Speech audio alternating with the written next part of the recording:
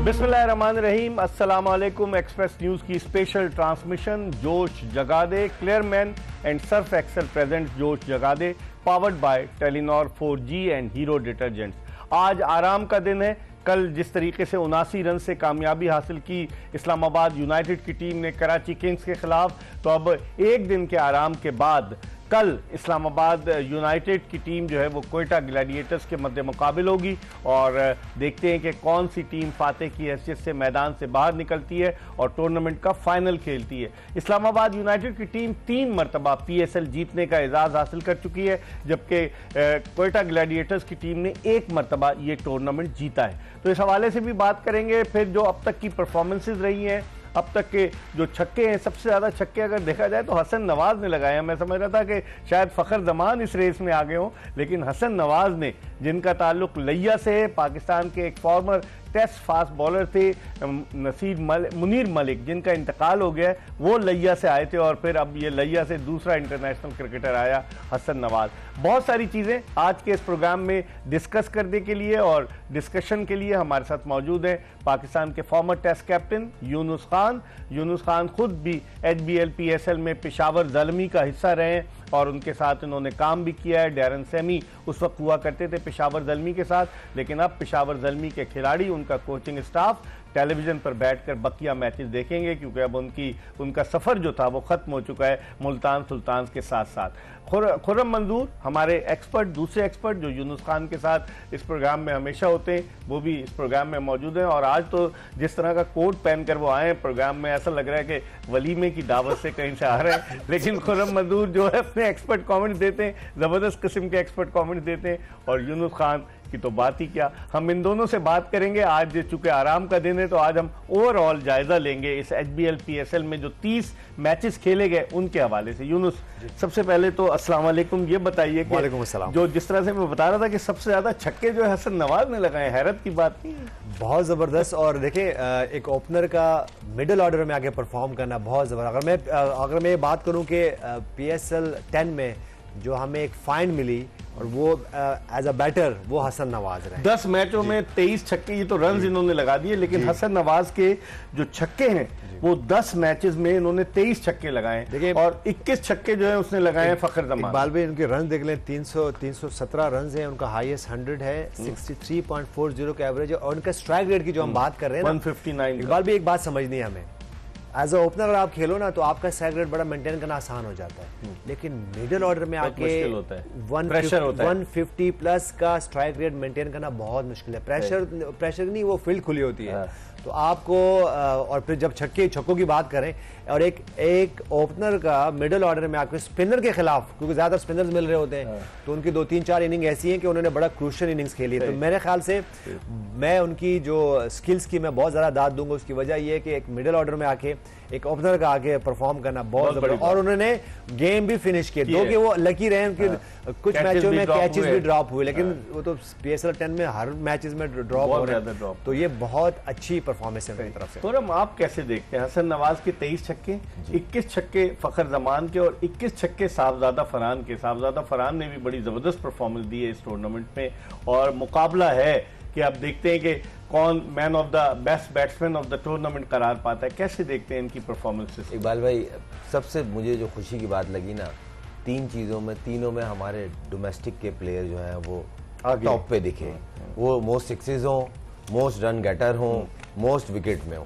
तो अपनी लीग में अगर अपना लड़का परफॉर्म कर रहा है, इसका मतलब ये आप सही ट्रैक पे हो, क्रिकेट एक स्टेप आगे जा रही है। ये सबसे अच्छी चीज जो मुझे लगी। उम्मीद करता हूँ इसी सिलसिले को ये लोग बढ़ाएंगे, और जिस तरह की फॉर्म है, अगर हम हसन नवाज की बात करें, उस पर बड़ा क्रिटिसाइज हुआ और उसके सवालियात, बड़े सवाल उठे उस पर। उस लड़के ने जिस तरह आके PSL खेली है और अपना नंबर छोड़ के खेली है, विदाउट रीजन, विदाउट एक्सक्यूज उसने आके परफॉर्म किया। और मुझे जहां तक याद पड़ता है, इसी प्लेटफॉर्म पे 3 मैच उसने सिंगल हैंड कोयटा को जितवाएं। और बहुत बड़ी बात है जिस नंबर पे वो खेल रहे हैं, जिस तरह वो खेल रहे हैं, और उस टाइम ऑलमोस्ट 12 साढ़े 12 की एवरेज थी और बहुत अच्छी कॉन्फिडेंस के साथ उन्होंने प्रेशर किया। मेन चीज ये है कि फिनिशर बन रहे हैं फिनिशर। अच्छा यूनुस, अगर विकेटों की बात करें, जो टॉप 10 बॉलर्स हैं सारे फास्ट बॉलर सिवाय अबरार अहमद के, तो आप क्या समझते हैं स्पिनर्स के लिए इस टूर्नामेंट में बहुत मुश्किल है कि किस तरीके से उन्हें परफॉर्म करना पड़ रहा है इस टूर्नामेंट? मेरे ख्याल से बाउंड्रीज भी बहुत छोटी हैं, 65 मीटर। अगर हमने देखा मिस हिट पे भी जो है वो जो है ना जो बाउंड्रीज मिल रही होती हैं। और यहाँ पे अब्बास अफरीदी की बात करें तो अब्बास अफरीदी उनकी 17 विकेटें हैं। फिर अबरार अहमद की बात करें तो 15 विकेटें हैं। फिर जैसन होल्डर ने बहुत ज़बरदस्त परफॉर्मेंस किया, उनकी 15 विकेटें। हसन अली की 15 विकेटें हैं। फिर फ़हीम अशरफ, देखिए फ़हीम अशरफ का इस तरह परफॉर्म करना, और उन्होंने इसमें से कुछ विकेटें ऐसी हैं जिसकी वजह से गेम चेंज हुआ है। तो मेरे ख्याल से फिर शादाब खान का परफॉर्म करना बड़ी अच्छी बात है। उसकी वजह के दो स्पिनर हो गए जी। शादाब खान की जब हम बात करते हैं तो उनकी हम बॉलिंग की बात करते हैं कि वो आए, उनको वो आउट करें। उसके बाद इस लिस्ट में इमाद वसीम का जो है वो उसका उनका नाम नहीं है, लेकिन वो भी 12 आउट करके बैठे हुए हैं। तो मेरे ख्याल से देखें, अगर मैं ये तो खैर चले वो टॉप 1 2 3 4 5 6 7 हैं। अगर टॉप 10 में जाएंगे तो इमाद वसीम भी वहां नजर है, क्योंकि उन्होंने भी 12 आउट किए। मेरे ख्याल से देखें, ये एक तो इसकी वजह ये है कि पिचेस भी ग्रेजुअली फिर अच्छी होती गई, और साथ में बाउंड्रीज को तो फिर, और फिर कैप्टन भी हमने एक आधा मैच में देखा कि कैप्टन भी फिर आखिर में चांस नहीं दे रहे थे स्पिनर्स पे। वो फास्ट बॉलर्स को उनके लिए इजी है, फास्ट बॉलर्स को कि वो 12 13 14 रन से कम, क्योंकि स्पिनर पर जब रन होते हैं तो फिर उनके बहुत बड़े बड़े छक्के लगते हैं। तो मेरे ख्याल से ये भी एक वजह है। फास्ट बॉलर्स की अगर हम बात करें, अली रजा ने मुतासिर किया। पाकिस्तान अंडर 19 का fast bowler, last year under 19 world cup खेलने साउथ अफ्रीका गया। उसके अलावा नसीम शाह के भाई उबैद शाह ने भी बड़ा इम्प्रेस किया लोगों को। ये दो ऐसे लड़के हैं, फास्ट बॉलर हैं जो यंग हैं, अभी 20-19 साल के, और जिनका मुस्तकबिल रोशन है। आप क्या समझते हैं with the passage of time ये दोनों आगे पाकिस्तान के लिए बढ़कर सर्व कर सकते हैं? नहीं, बिल्कुल कर सकते हैं। सबसे अच्छी बात ये है कि 140 प्लस है, कंसिस्टेंट। देखें, एक आध बॉल करना और कंसिस्टेंट 145, 144, 147 पे बॉल करना, इसका मतलब प्रोडक्ट में जान है, पाकिस्तान के लिए जा सकता है। सही। देखें, तेज बॉलर जो होता है ना, उसका फिट रहना बहुत जरूरी है। जिस गर्मी में मैचेस हो रहे थे, अभी जो पिंडी में मैच हुए हैं उसमें 47 डिग्री में मैच हो रहा था, 48 डिग्री में मैच हो रहा था, जिसका फील ऑलमोस्ट 50 टच हो रहा होगा। तो सोचिए आप कितनी हीट में मैच, और उसमें फास्ट बॉलर वही बॉल कर रहे थे, स्पाइक्स पहनकर और जबरदस्त, मतलब उन्होंने गर्मी को बिल्कुल जहन में ना लाके वही 145 140 पे बॉल कर रहे हैं। तो कहीं ना कहीं ये वो प्रोडक्ट है जो पाकिस्तान को चाहिए। सही। और अगर आप इसमें एक लड़का में से जो शायद अनफिट हो गए थे, कराची के यासीन खान है, यासिर खान है, ऐसी कुछ नाम था, इमर्जिंग प्लेयर थे जी, और उनकी रिप्लेसमेंट ली गई है। मेरे को नाम याद नहीं आ रहा। तो मोहम्मद अली कर रहे हैं ना, फवाद खान याद है ना। वो भी 143 144 पे बॉल कर रहा था, वो भी, और कम एज का लड़का है, अंडर 19 अंडर 21। इसका मतलब मुस्तकबिल रोशन है बहुत। बिल्कुल, ये ऐसे प्लेयर जो होते हैं उनको तो ग्रूम करने की जरूरत है। शाइन के टूर पे इनको मौके मिले, वहां ग्रूम करें, फिर पाकिस्तान टीम के लिए जाए। लेकिन यूनुस देखें, अगर फखर जमान तो काफी अरसे से पाकिस्तान के लिए खेल रहे हैं, साहबजादा फरहान को भी 9 T20 में पाकिस्तान की नुमाइंदगी का मौका मिला। उसके अलावा आपको कोई और ऐसा बैट्समैन नजर आया है कि जो मुस्तकबिल में आने वाले वक्त में पाकिस्तानी टीम में जगह बना सके इस HBL PSL के जरिए? देखिए, हमने ऑलरेडी हसन नवाज की तो बात कर ली है, वो भी खेल चुके हैं, मतलब मैं कह रहा हूँ कि रॉ जो बिल्कुल नहीं, लेकिन देखिए हसन नवाज को इसलिए यहाँ मेंशन करना जरूरी है कि वो कितनी एक ही टूर 5 T20 खेले, सिर्फ 5 T20 बिल्कुल रॉ थे। और जिस वक्त उनको, अगर ये PSL पहले होती और फिर वो नेशनल टीम में जाते हैं, तो वो उन्होंने वहां 100 किया, उसके बाद कुछ भी नहीं है। इवन जब हमने PSL शुरू हुई तो उसमें भी देखा कि वो 1-2 दफा फिर वो 0 पे आउट होकर चले गए, और उनकी 4-5 दफा वो 0 पे आउट, लेकिन उनकी 100 था। लेकिन उसके बाद उन्होंने जिस तरह अपने आप को मर्ज किया, सिचुएशन को रीड किया, देखिए ये रीड करना बहुत जरूरी है, और फिर उन्होंने परफॉर्म किया। हमने इरफान खान नियाजी की बात की, लेकिन उनकी भी तसलसल नहीं था, वो 2-3 इनिंग खेली, लेकिन आखिर में फिर वही वो अपने वो पुराने मोड में चले गए कि वो आते हैं और जल्दी आउट होकर चल रहे हैं। समद की हम बात करें, अब्दुल समद की बात करें, तो वो भी नेशनल टीम के लिए खेले, लेकिन वो भी फिर आखिर में बेंच पे आ गए। क्योंकि देखिए, आपको ये जो मिडिल ऑर्डर में हम बात करते हैं ना, जिस तरह हसन नवाज ने परफॉर्म किया, आपको जाके फौरन स्विच ऑन होना है, सिंगल डबल्स, एक आधा बाउंड्री और उसके बाद फिर एक्सक्लूसिव शॉट्स। ये देखिए, ये हसन नवाज की ये वो इनिंग्स है जिसमें उन्होंने स्पिनर्स के खिलाफ अच्छा खेला।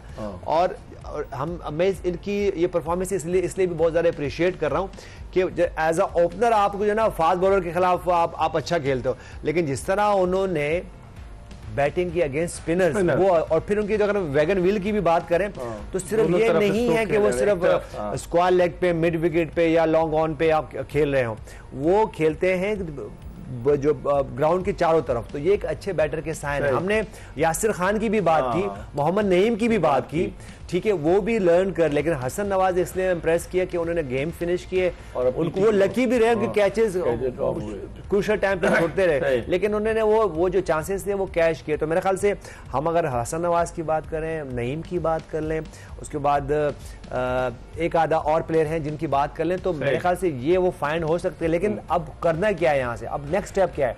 हम यहाँ बात तो कर रहे हैं, लेकिन सबसे पहले ये सारे प्लेयर नेशनल टीम में नहीं जा सकते।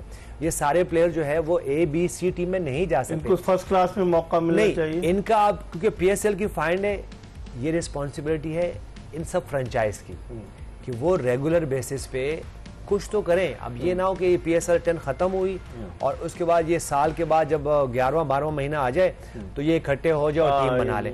इसीलिए देखिए, दो टीमों की हम बात कर रहे हैं ना, और हमारे डेटा गुरु ने बार बार आपको कह रहे हैं, बार बार कह रहे हैं कि भाई आप वाइजली डिसीजन करें, आप बैठें और अपने को टीम ऐसी बनाए जो सपोर्टिंग स्टाफ की बात कर रहा हूँ कि वो सारा साल प्लेयर को तो देखें, पिक करें। इसीलिए मुल्तान सुल्तान ने स्ट्रगल किया, इसीलिए पेशावर ज़ल्मी ने स्ट्रगल किया। इवन जब ये जो ओवरसीज प्लेयर्स जगह तो कटक ग्लेडिएटर्स भी जो है इस वक्त स्ट्रगल करती हुई नजर आ रही है। और आई होप कि कल के मैच अच्छा हो, कोई ये ना हो कि जिस तरह इस्लामाबाद यूनाइटेड की जो टीम है अगेंस्ट क्वेटा, अगर वो खेलती है और क्वेटा बिल्कुल वन साइडेड मैच हारती है तो देखिए फिर प्रॉब्लम होती है। क्योंकि एक ऑलरेडी एक प्रॉब्लम हो चुका है। कौन से मैच में?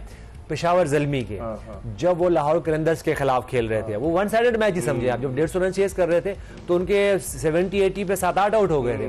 तो ऐसा ना हो, इसकी वजह ये होती है कि आपको पिकिंग से लेके आखिर जो फर्स्ट ड्राफ्ट से लेके आखिर तक आपको एक अच्छी आपके पास एक सपोर्टिंग स्टाफ होनी चाहिए। खुर्रम, हमने फास्ट बॉलर की बात की, एक और लड़के को मैं भूल गया, अहमद दानियाल।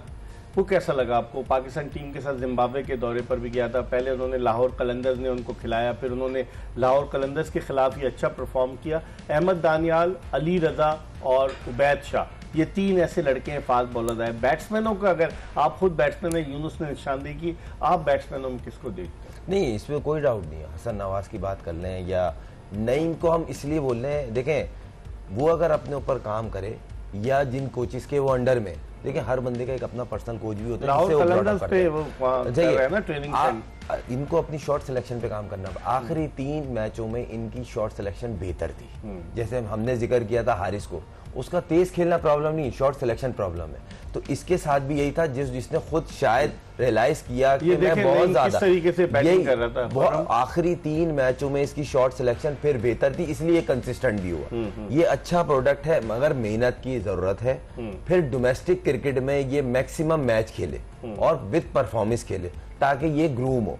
और जहां तक रही फास्ट बॉलर की बात, देखें 145 प्लस जो है ना, वो जेन्युइन तेज बॉलर होता है। उसको आपने किस तरह ट्रीट करना है, टैकल करना है, उसकी डाइट, उसकी ट्रेनिंग। पाकिस्तान क्रिकेट बोर्ड को ये 2 से 3 बॉलर मिले, इनको चाहिए, इनको अभी से अच्छे ट्रेनर, जो बेस्ट ट्रेनर है हमारे एकेडमी में अवेलेबल, जो न्यूट्रिशन है, इनको बताएं, इनके पीछे काम करें ताकि ये बच्चे अच्छे ट्रैक पे जाए। देखें हर बच्चा सीख रहा होता है अपने लेवल पे, और कहीं ना कहीं मिस्टेक्स कर रहा होता है। तो वो चीज इन्हें बतानी है कि अब आपके ऊपर निगाहें हैं क्रिकेट बोर्ड की या सिलेक्टर्स की, इनको छोटे टूर कराए जाए, स्पेशली शाहीन के, और उनको कॉन्फिडेंस दिया जाए। कराए तो थे, हारिस ने क्या सीखा? कप्तान था ना वो, तो फिर वो मारधाड़ शुरू कर दिया। पूरा साल कप्तान बना है, एंड में क्या वो हटा दिया, हुरैरा को बना दिया ना। आपको चांस मिल रहा है, वो चांस था आपके पास जाने का, आप आगे जाते। एग्जैक्टली, इस पर हम मजीद बात करेंगे, लेकिन प्रोग्राम में हम एक ब्रेक ले रहे हैं, ये बताते हुए कि आज आराम का दिन है। कल इस्लामाबाद यूनाइटेड और क्वेटा ग्लैडिएटर्स की टीमें पहले क्वालिफायर में एक दूसरे के मद्दे मुकाबिल होंगी। ये आपको सारी चीज़ें हम डिटेल बताएंगे, और ये बताते हुए कि Clearman and Surf Excel present जोश जगादे, powered by Telenor 4G and Hero detergents. Break के बाद यूनुस खान और खुर्रम मंजूर के साथ दोबारा आपकी खिदमत में हाजिर होंगे।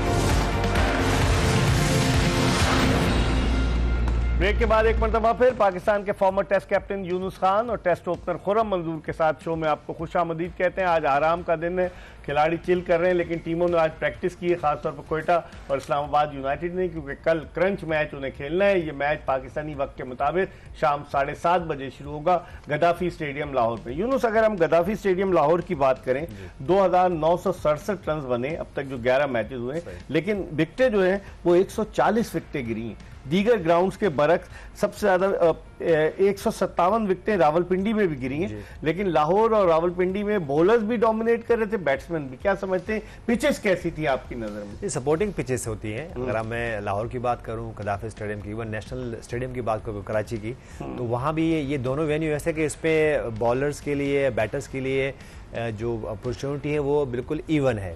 और आपको जब क्वालिटी की क्रिकेट हो रही होती है तो वहाँ पे क्वालिटी प्लेयर्स इकट्ठे होते हैं, तो वहाँ पे ऐसा ही होता है। मेरे ख्याल से कुछ वो जो एक बीच में ऑस्ट्रेलियन सोल आया था, लेकिन वो एक आधा मैच स्ट्रगल हुआ उस पे। उसके बाद जैसे ही हमने देखा कि बॉलर्स ने भी अडॉप्टेशन अच्छी की, बैटर्स ने भी अडॉप्टेशन अच्छी की, और फिर वो रन बनने शुरू हो गए। और अच्छी PSL 10 की अगर मैं बात करूं यहाँ पे, तो यहाँ बड़े बड़े रन नजर आ रहे हैं। कुछ मैच बहुत ही ज्यादा, जो आप बार बार वो आपका एक क्वेश्चन होता है ना कि ये वन साइडेड मैच क्यों है। वन साइडेड मैच भी इसलिए हो रहे होते हैं कि जब आपको 240 250 का जब आप चेस कर रहे होते हैं, तो वो जो पहली इनिंग हो रही थी उसको अक्सर बैटर मिस कर जाते हैं। कि अगर पहली इनिंग में हम बात करें, यहाँ पे दो तीन दफा 230 240 के रन जो हुए, तो उन्होंने बड़ा स्मार्टली जो है ना इनिंग को कैरी किया बैटर्स ने। वो गए, उन्होंने जो है बैटर्स ने जो फर्स्ट पावर प्ले था उसमें ऐसा नहीं था कि 100 रन हुए, वहां पे 60 से 70 रन होते थे, सेंसिबल बैटिंग होती थी। और फिर वो एक से दो बैटर जब वो लंबी इनिंग खेलते थे तो 230 240 हुआ। तो इसलिए वो जब चेज आता था तो वो वन साइड हो जाता, लेकिन ओवरऑल अच्छे मैचेस हो रहे हैं। 449 छक्के लगे, 5 सेंचुरियां स्कोर हुई हैं। रिजवान ने सेंचुरी स्कोर की, जेम्स विंस ने सेंचुरी स्कोर की, फिर रायली रोसो ने सेंचुरी स्कोर की, हसन नवाज ने सेंचुरी स्कोर की, साहबजादा फरहान ने सेंचुरी स्कोर की। 5 सेंचुरियां बनी है, छक्के बहुत लगे हैं। यूनुस जो कह रहे हैं कि एक तो बाउंड्री हमने 65 मीटर की कर दी थी, आप समझते हैं कि 65 मीटर की बाउंड्री करने से छक्के लगना ज्यादा आसान थे? आप बैट्समैन है, आप क्या समझते? देखें, कोई भी बैट्समैन ये सोच के नहीं मारता कि 65 गज की है तो मैं मारूंगा तो छक्का हो जाएगा। वो शॉट बड़ी हिट अगर मारने का उसने माइंड बनाया है तो वो हिट मारता है बड़ी। हाँ, ये कह लें मिस टाइम होता है और क्लोज बाउंड्री के गिरता है तो वहां एज मिल जाता है, और अगर सही मिडिल होती है तो वो 80 85 90 मीटर का छक्का होता है। और अब अगर हम थोड़ी सी पिछले जो आप यूनुस भाई से बात कर रहा था उसमें थोड़ा सा ऐड करूंगा मैं कि गद्दाफी स्टेडियम में जो अब मैच हो रहे हैं, जो हुए लास्ट और अब जो होंगे, शुरू के 6 ओवर स्पेशली 4-4 ओवर दोनों इनिंग के दोनों बैट्समैनों के लिए बड़े इंपॉर्टेंट होंगे, क्योंकि उसी पे 2-3 आउट हो रहे हैं। उसके बाद जब बॉल थोड़ा बेहतर नहीं हुई है, नहीं देखें बिल्कुल हुई है। जब वही जैसे यूनुस भाई ने कहा ना, जिन्होंने अडॉप्ट किया है उन्होंने रन्स किए, उन्होंने आउट भी किए। जो आ रहे हैं ना, बस आ रहा है क्रिकेट खेलना और हमने इस तरह खेल, वो फिर वैसे ही जा भी रहे। तो दोनों टीमों का, क्योंकि देखें बड़ा मैच है, प्रेशर दोनों पे इक्वल होगा। जो कम गलती करेगा उसके जीतने के चांसेस ज्यादा हैं। दोनों टीमों की पहली जो 4-4 ओवर होंगे ना नए बॉल के, वो बहुत डेंजरस होगा। अगर उसमें 2-3 आउट होगा वो टीम बैकफुट पे हो जाएगी, क्योंकि और ये देखा गया है आखिरी 3-4 मैचों में गद्दाफी में जो हुए, वहां पे सर्किल में जो 2-3 आउट हुए ना 4 ओवर में, वो टीम बैकफुट पे हो गई। ठीक, लेकिन अगर हम यूनुस बात करें, रावलपिंडी की विकेट हमेशा से बैट्समैनों के लिए साथ कर रही है। 13 मैचेस में 4011 रन रावलपिंडी और आप देखें कि लाहौर में 2900 कुछ रन। तो इसका मतलब है कि रावलपिंडी अपनी रिवायत को बरकरार रखे रहा और बैट्समैनों के लिए खासा बेहतर साबित हुआ।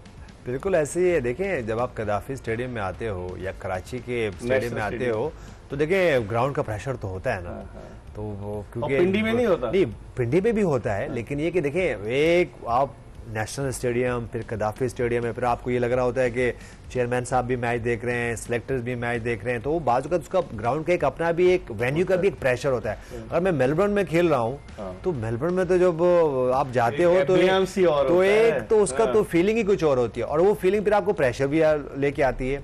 तो मेरे ख्याल से ये भी वजह है। और फिर जब पिचेस, जिस तरह पिचेस की बात करते हैं, तो रावलपिंडी की अगर मैं ग्राउंड की और पिच की बात करूं तो हमेशा वहाँ रन होते रहे। हम डोमेस्टिक भी खेलते रहे, मेरा तो अपना टेस्ट डेब्यू वहाँ गया तो मैंने 100 किया वहाँ पे। मेरे ख्याल से ये वो पॉइंट्स होते हैं, क्योंकि जब मैं first time national stadium Karachi में मेरी एंट्री होती है तो मेरे लिए वो फीलिंग बिल्कुल ऐसे थी कि मैं कहाँ आ गया हूँ। ह्यूज ग्राउंड में मैं आया, और जब ठीक है मैं उस वक्त अंडर 14 खेल रहा था, लेकिन मेरे लिए वो फीलिंग आज भी मुझे याद है कि मेरा मुंह खुला का खुला रहेगा कि मैं यहाँ नेशनल स्टेडियम में जहाँ टेस्ट क्रिकेट होती है और टॉप के क्रिकेटर्स खेल रहे होते हैं, प्लेयर्स आते हैं, विव रिचर यहाँ आए हुए हैं, बड़े बड़े टॉप के प्लेयर्स आए, इमरान खान यहाँ पे खेल रहे हैं, जावेद मियादाद यहाँ पे खेल रहे हैं, तो मेरे लिए फीलिंग और मेरे लिए ऐसा था कि मैं अंडर प्रेशर हो गया। तो इसकी वजह ये भी है। और मेरे ख्याल से देखिए पिचेस जैसी हम बात कर रहे हैं ना, तो पिचेस यहाँ पे कुछ ऐसी पिचेस बनी है जो कि शुरू में आधा मैच में मुश्किल जरूर हुई, लेकिन उसके बाद जो है ना, जब प्लेयर ने और खासतौर पे बैटर ने उनको कंडीशन को अडॉप्ट किया, समझा, तो उन्होंने रन भी किया वहाँ पे। लेकिन खुरम, अगर जैसे हम नेशनल स्टेडियम की यूनुस बात कर रहे हैं, 1955 में पहला टेस्ट मैच खेला गया, अब अंदाजा लगाएं 45 और 25 तो 70 साल तकरीबन उनके जो हो रहे हैं, तकरीबन 70 साल, ठीक है ना। इसी तरीके से गद्दाफी स्टेडियम लाहौर में भी 50 के अशरे में, उससे पहले बाग जिना में, रावलपिंडी क्रिकेट स्टेडियम में जो टेस्ट मैच या जो भी क्रिकेट है 1993 से शुरू हुई, जहाँ यूनुस ने 100 किए, उस ग्राउंड पर सलीम मलिक ने डबल सेंचुरी भी की, उस ग्राउंड पर डेमियन फ्लेमिंग ने हैट्रिक भी की, उस ग्राउंड पर शोएब अख्तर ने अपना डेब्यू भी किया, मोहम्मद जाहिद ने बड़ी ज़बरदस्त उस ग्राउंड पर बॉलिंग की। तो आप समझते हैं कि पिंडी क्रिकेट स्टेडियम की पिच एज कम्पेयर टू जिस तरह जो ग्राउंड है, जैसा यूनुस ने कहा, वाकई में गद्दाफी में जाए तो पता चलता है कि गद्दाफी में मैं थोड़ा सा यहाँ पे अगर आप इजाजत दे तो मैं ऐड करूंगा। अभी मैं ना नेशनल T20 का मैच खेला कज़ाफी में, एक मैच हुआ, जो फील है ना अभी जो भी बना है, मजा आ गया। अच्छा, मतलब अलग, क्योंकि मेरा एक ड्रीम था कि लॉर्ड्स में मैं खेलता, मैं नहीं खेल पाया, वो खैर ऊपर वाली की रजा है, मगर मैंने जब कज़ाफी में गया हूँ बनने के बाद नेशनल T20 के इवेंट, बिल्कुल डिफरेंट नजर आ रहा है, बिल्कुल चेंज, अंदर जाके जो एक फीलिंग्स होती है ना, मजा ही कुछ और। मतलब ऐसा लग रहा था, मतलब लॉर्ड्स में या जिस तरह मेलबर्न में गया हूं, मेलबर्न में मैं 12 मैन था और टेस्ट मैच का, और बाकी वहाँ खेलना एक ऑनर है और एक मजा है, उसका फील ही अलग है। होबार्ट में मैं खेला, मगर मेलबर्न में खेलने का एक जो मैंने देखा, जिस तरह क्राउड आया हुआ था, जिस तरह लोग बैठते हैं पैशन से, ऊपर 2 मंजिला, बहुत एक मजा है, वो आप लफ्जों में बयान नहीं कर सकते। और ये चीज ग्राउंड के अंदर बैठा हुआ है, बिल्कुल बिल्कुल। और दूसरी बात ये है, जिस तरह आपने पिंडी क्रिकेट की बात की, इसकी एक अपनी एक हिस्ट्री है, और ये देखें ना आप कि कितनी मजेदार पिच होती है कि बैट्समैन एंजॉय कर रहा है, और ऐसा नहीं है जो अच्छे तगड़े फास्ट बॉलर है उन्होंने बॉलिंग भी की। आपने खुद बताया जाहिद भाई, वो तूफानी बॉलिंग का स्पेल था, अगर वो देखे जाए। इसी तरह जो अच्छे स्पिनर है उन्होंने वहां मैच जिताया पाकिस्तान को टेस्ट मैच। तो ऐसा नहीं है, नसीम शाह की हैट्रिक उधर है, जो वो थी इनके डेब्यू, हाँ, तो बड़ी डेब्यू में सेंचुरी की, बड़ी हिस्ट्री है उसकी, और बड़ी यादें हैं उसकी अपनी। हाँ, ये कह लें कि जब से इन 3 ग्राउंडों को बनाया है तो इनमें खेलने का मजा ही और है। लेकिन अब यूनुस वापस आते हैं HBL PSL की तरफ, आप किसे देखते हैं कल, फेवरेट किसे देखते हैं? Quetta Gladiators versus Islamabad United. Islamabad United कल का मैच जीतकर उसका कॉन्फिडेंस बहुत हाई है, 251 रन किए उसने। कोयटा ग्लैडिएटर्स रेस्ट के बाद आ रही है, एक दिन के, थोड़ा फ्रेश होंगे, वेन्यू डिफरेंट है। आप किस तरीके से दोनों टीमों का अगर कंपैरिजन यूनुस खान करे, कैसे करेंगे? देखिए बिग मैच है, 2 के चलें, अगर जो टीम हारती है उसके बाद फिर एक और चांस हो सकता है, लेकिन देखिए जब बिग मैच होता है तो वहाँ पे प्रेशर ज़रूर होता है। तो मेरे ख्याल से इस्लामाबाद यूनाइटेड की एक अच्छी बात है कि वो स्टार्ट बहुत अच्छा लिया उन्होंने, फिर बीच में कुछ 4 मैच वो हारे हैं, और फिर सडनली उनकी वो फॉर्म वापस आई, लक उनकी तरफ वापस आई, वो जो बीच में ब्रेक हुआ वो उससे उनको फायदा हुआ। तो मेरे ख्याल से ये इवन गेम है, क्योंकि जब बिग गेम आ जाते हैं तो उसमें कोई फेवरेट नहीं होता, उसमें फिर ये कि वो बिल्कुल इवन गेम होता है। आई होप कि क्वेटा ग्लैडिएटर्स की अगर हम बात करें तो उस वक्त हो सकता है कि वो उनके पास जो उनके ओवरसीज प्लेयर्स हैं वहाँ पे वो जैसे राली रुसो का ना होना, वहाँ थोड़ा सा वो हो सकता है कि थोड़ा प्रॉब्लम है, क्योंकि बड़े अच्छे फॉर्म में आए, और जिस तरह उन्होंने एक आधी इनिंग खेली ना वहाँ पे वो अमेजिंग है। अब क्या है, अब सऊद शकील को क्या करना है कि उनको अपना गेम को एनहांस करना है, वो उनको अब उनकी तरफ से जो ना कुछ इनिंग्स ड्यू हैं वहाँ पे, उनकी तरफ से उनकी बात करूँ तो 20, 30, 40 तो आए हुए हैं, लेकिन बड़ी इनिंग उनकी तरफ देखें आप जिस तरह सऊद शकील की बैटिंग ये दिखा रहे हैं, तो कोशिश तो वो कर रहे थे, मतलब, लेकिन आपने बिल्कुल सही निशानदेही की। खुर्रम से ही पूछूंगा यूनुस कि वो बॉलें उन्होंने बहुत कंज्यूम की हैं, इसकी वजह क्या है यूनुस? देखिए अब एक बात समझनी है, क्योंकि अगर हम ये यहाँ बात करें ना कि अगर आप एक मिडिल ऑर्डर के प्लेयर है ना, तो आपको देखो बात को चेंज करना मुश्किल हो जाता है, क्योंकि ओपनर आ गए एकदम से, ओपनर आ गए, या तो फिर ये करें ना कि आप 6 ओवर में आए और आपका 200 रन्स का जो है ना वो स्ट्राइक रेट होना चाहिए, तो फिर तो समझ में आता है। लेकिन अगर ये नहीं हो सकता कि आप बोलें कि जी अगर मैं इवन लास्ट मैच की बात करूं तो ख्वाजा नाफे ने जो है 50 रन किए हुए थे उन्होंने, और उनका कोई 170 180 का स्ट्राइक रेट था, और सऊद शकील का स्ट्राइक रेट वो 100 से भी नीचे था। और जब वो आउट होके गए तो मेरे ख्याल से कोई 24-25 बॉलों पे वो जो है वो कम रन करके गए हुए थे। तो ऐसा ठीक है, कॉम्प्लीमेंट होता है, लेकिन आप कहीं तो उनके करीब तो रहें, क्योंकि ये ना हो कि जैसे हमने कुछ मैचेस में देखा कि वो बैटर स्लो खेला और एंड में वो मैच हार गया, तो फिर हम ये बात कर रहे थे कि यार 20 रन शॉर्ट थे, 25 रन शॉर्ट थे। तो ये 20 और 25 रन शॉर्ट कहाँ से होते हैं? वो शुरू से ही आप होते हैं। इस पर हम मजीद बात करेंगे। हम एक ब्रेक की तरफ बढ़े, जब ब्रेक के बाद वापस आएंगे तो दोनों टीमों के जो खिलाड़ी, जो परफॉर्मर्स हैं, जो इस HBL PSL 10 में कोयटा ग्लैडिएटर्स और इस्लामाबाद यूनाइटेड, उन दोनों का कंपैरिजन करेंगे। खुर्रम मंजूर से पूछेंगे ब्रेक के बाद कि क्या समझते हैं। जिस तरह यूनुस बात कर रहे थे, 117 का स्ट्राइक रेट रहा सऊद शकील का, जो इतना ज़्यादा नहीं है इस T20 क्रिकेट में, और बैट्समैनों के 150 160 का स्ट्राइक रेट है। इस पर बात करेंगे एक ब्रेक के बाद।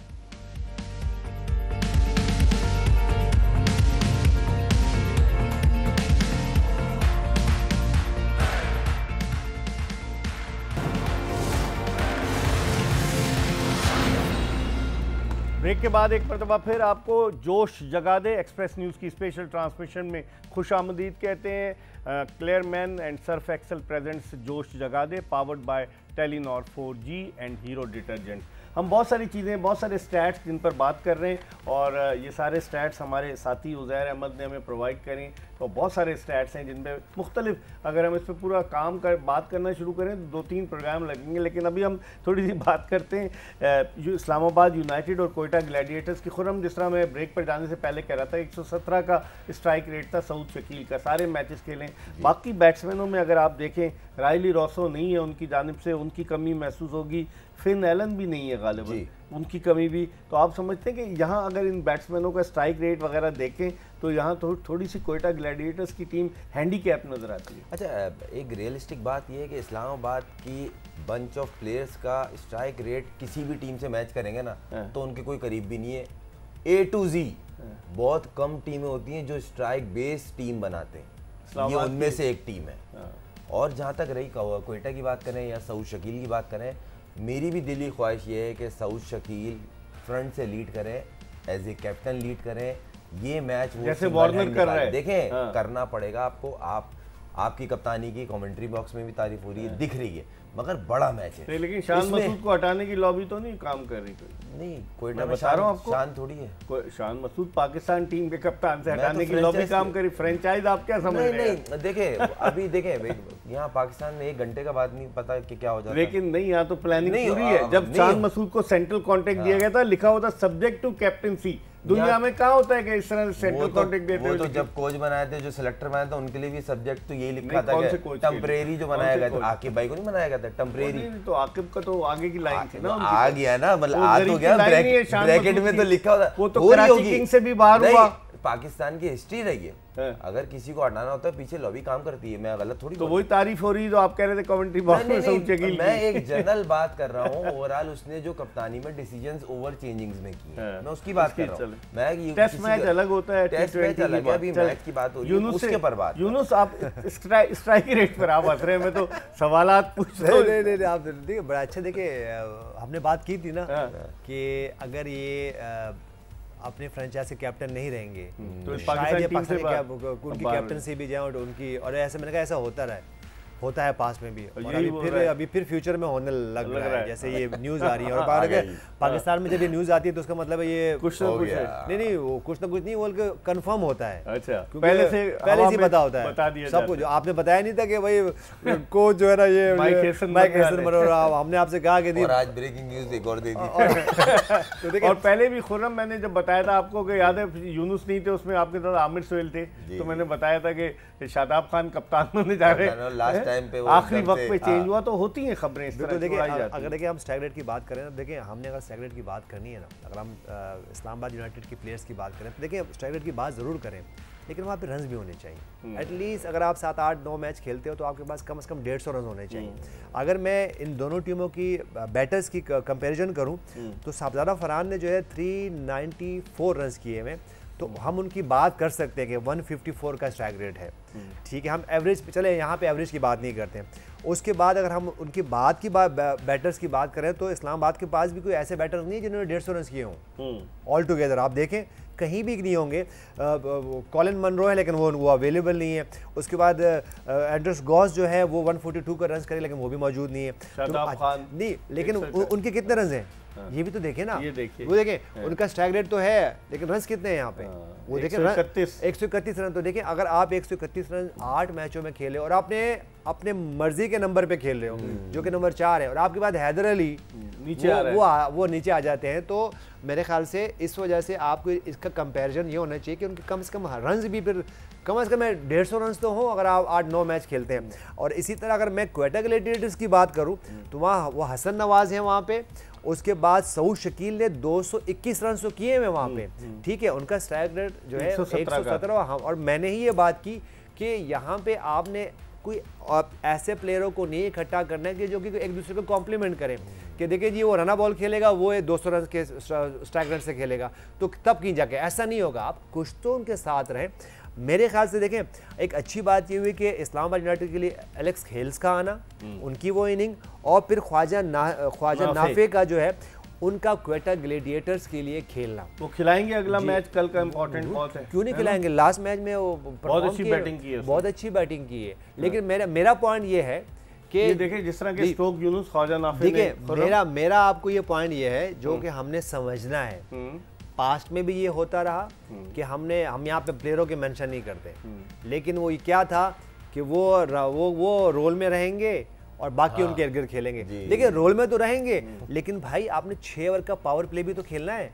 उसमें कैसे नीचे आओगे? जैसे हमने किसके लिए कहा? सऊद शकील के लिए कि ख्वाजा नाफे अगर 170-180 के स्ट्राइक रेट से खेल रहे हैं और आप जो हैं एज अ कैप्टन खेल रहे हैं, कैप्टन है और आपका 100 से नीचे का स्ट्राइक रेट होगा, ठीक है मिडिल ऑर्डर में तो हो सकता है क्योंकि उस वक्त फील्डर बाहर होते हैं, आपने जो है ना, लेकिन एज ए ओपनर भाई देखिए अगर आपको 6 ओवर खेलने हैं तो कम से कम आपका स्ट्राइक रेट तो 100 से नीचे तो नहीं होगा ना। 120-130 का होगा, अगले का जो दूसरे बैटर्स का होगा वो ओवर 70 होगा, तो तब के जाके वो 60 और 70 रन बनेंगे पहले पावर प्ले पे। यूनुस ने बड़ी टेक्निकल बातें की हैं और खुर्रम से भी हम पूछेंगे जब ब्रेक के बाद वापस आएंगे। लेकिन Surf Excel performance of the day देखते हैं। आइए performance of the day.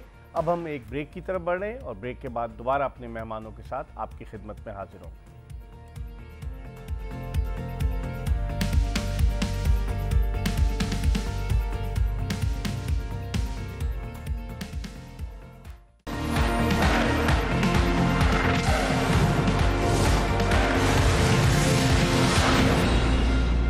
Welcome back after the break. जोश जगा दे एक्सप्रेस न्यूज़ की स्पेशल ट्रांसमिशन HBL PSL 10 के हवाले से जो अब अपने इख्तितामी मराहिल में दाखिल हो चुकी है और सिर्फ 4 मैच बाकी हैं, जिसमें 1 क्वालिफायर, 2 एलिमिनेटर्स और 1 फाइनल मैच जो 25 मई को गद्दाफी स्टेडियम लाहौर में खेला जाएगा। तारीखी गद्दाफी स्टेडियम लाहौर जहां 1978 की चैंपियंस ट्रॉफी हॉकी टूर्नामेंट का फाइनल खेला गया था और टूर्नामेंट पूरा खेला गया था और पाकिस्तान ने वो चैंपियंस ट्रॉफी हॉकी टूर्नामेंट जीता था इस्लाउद्दीन की कप्तानी में। और अब वहां क्रिकेट होती है, वहां 96 के वर्ल्ड कप का फाइनल भी हुआ, 87 के वर्ल्ड कप का सेमीफाइनल भी हुआ। तो गद्दाफी स्टेडियम में अब 4 मैचेस होंगे और इसके हवाले से हम अपने दोनों एक्सपर्ट पाकिस्तान के former test captain Younis Khan और टेस्ट ओपनर खुर्रम मंजूर से बात कर रहे हैं। खुर्रम, अगर हम दोनों टीमों के बॉलर्स का कंपैरिजन करें कल के मैच के लिए, आपको क्या लगता है? देखें जिस तरह से अबरार अहमद की 13 विकेटें हैं और 15 विकेटें हैं और इस तरीके से 14 विकेटें जो हैं फ़हीम अशरफ की हैं,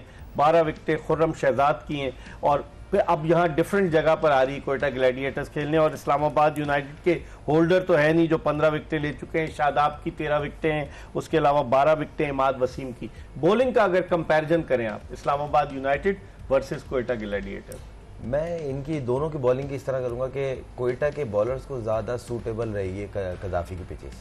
अच्छा। और उनकी परफॉर्मेंस बॉलर्स की खासतौर फ़हीम अशरफ और वसीम जूनियर को बहुत सपोर्ट किया है और कहीं ना कहीं उनकी बॉल को जिप मिला है। जहां अब एक सवाल मेरे जहन में घूम रहा है कि जो गुज़िश्ता मैच खेला है इस्लामाबाद यूनाइटेड ने, उसमें नसीम शाह नहीं थे। क्वेटा में आमिर भी तो अब आ जाएंगे। नसीम शाह नहीं थे और उनकी जगह खेले सलमान, और उन्होंने बहुत अच्छी बॉलिंग की।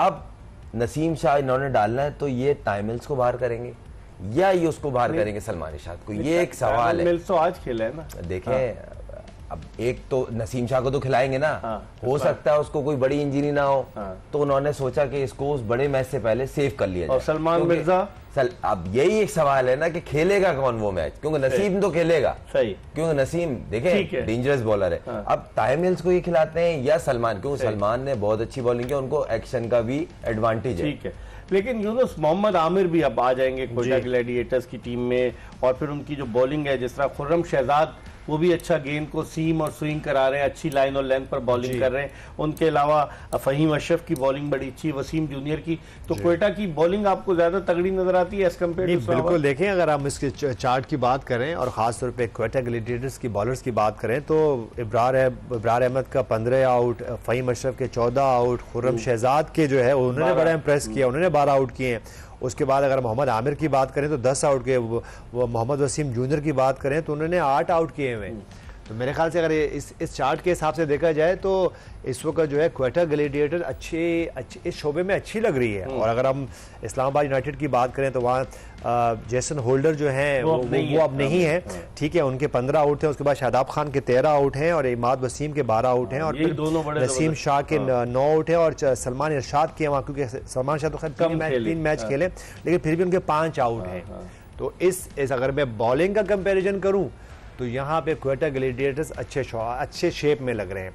मेरे ख्याल से ये एक अच्छा साइन है जो कि हमने पिछले मैच में देखा जब इस्लामाबाद यूनाइटेड ने इतने सारे रन्स किए। और तो मुझे लगता है कि यहाँ पे मोहम्मद आमिर, उसके बाद अबरार, ये ऐसे बॉलर्स हैं जो कि इनको आइडिया बहुत ज़्यादा है इस क्रिकेट का, और ये सारे बैटर्स को जानते हैं भी, इनके खिलाफ बार बार खेल चुके हैं। बिल्कुल, तो वही वाली बात है कि हम लग तो रहा है कि इस्लामाबाद बड़े अच्छे शेप में लग रही है, बड़ा अच्छा जो लास्ट मैच खेली है, लेकिन क्वेटा ग्लैडिएटर्स के पास भी ऐसे प्लेयर्स मौजूद हैं जो कि परफॉर्म कर सकते हैं और जो कि इस कॉन्टेस्ट को जो है इवन कर सकते हैं। लेकिन खुर्रम, अगर आप देखें मुकाबला होगा, मोहम्मद आमिर बॉलिंग कर रहे हैं और एलेक्स हेल्स और साहबजादा फरहान बैटिंग कर रहे हैं, आमिर का तजुर्बा, फिर उनकी जो उन्होंने पिछली परफॉर्मेंसेस जो दी है, जिस तरह से बाबर आजम को ट्रैप किया है उन्होंने, आप समझते हैं कि मुकाबला जबरदस्त होगा? नहीं, मुकाबला, और कहीं ना कहीं एडवांटेज आमिर को होता है कि देखें जो उसके पास क्लास एक्सपीरियंस है ना, वो उसको यूज करते हुए दिखता है।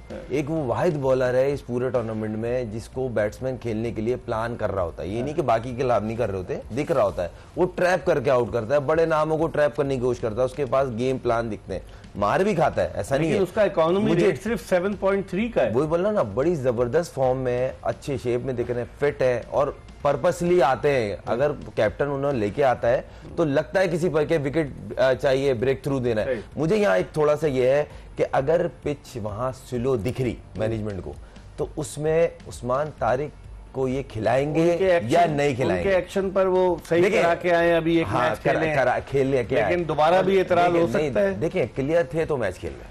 और दूसरी बात ये, वहां से एक लेफ्ट हैंडेड, मैंने आपको बताया था ना, इनका प्रॉब्लम ही तब क्लियर होता है, सामने आता है जब ये लेफ्ट हैंडेड को यहां से ज्यादा बॉल करते हैं, राइट हैंडेड को थोड़ा ऊपर से करते हैं, तो वहां पे लेफ्ट हैंडेड इतने है नहीं इस्लामाबाद यूनाइटेड में, और इफेक्टिव भी है क्योंकि लास्ट मैच में बहुत अच्छी बॉलिंग की उस्मान तारिक ने। यूनुस, स्पिनर इस्लामाबाद यूनाइटेड के दोनों बड़े अच्छे हैं, इमाद वसीम और शादाब खान दोनों परफॉर्म कर रहे हैं। समझते हैं कोयटा ग्लैडिएटर्स के बैट्समैनों के लिए, खासतौर पर हसन नवाज वगैरह के लिए, ये दोनों स्पिनर्स मुश्किल साबित हो सकते हैं, खासतौर पर इमाद वसीम जो लोअर ट्रेजेक्ट्री में गेंद करते, ज्यादा फ्लाइट नहीं देते लेकिन बड़ी जहानत से बॉलिंग करते हैं और स्टंप टू स्टंप बॉल करते हैं वो। देखिए मोहम्मद आमिर का क्वेटा ग्लैडिएटर्स के लिए बहुत इंपॉर्टेंट रोल है, और इमाद वसीम का जो है वो इस्लामाबाद यूनाइटेड के लिए बहुत इंपॉर्टेंट रोल है। उसकी वजह ये है कि अगर हम लास्ट मैच की बात भी करें तो शादाब खान ने 4 तो आउट किए हुए थे, लेकिन वो 40+ रन फिर दे बैठे आमिर, इसका इकोनॉमी रेट सिर्फ 7 का है। बिल्कुल, और उनको इतना वो एक सीनियर प्रो हैं और उनको बड़ा स्मार्ट हैं। जैसे मोहम्मद आमिर की हम बात कर रहे हैं, उनको भी पता है कि कौन से बैटर्स के खिलाफ क्या बॉलिंग करनी है। इसी तरह इमाद वसीम भी,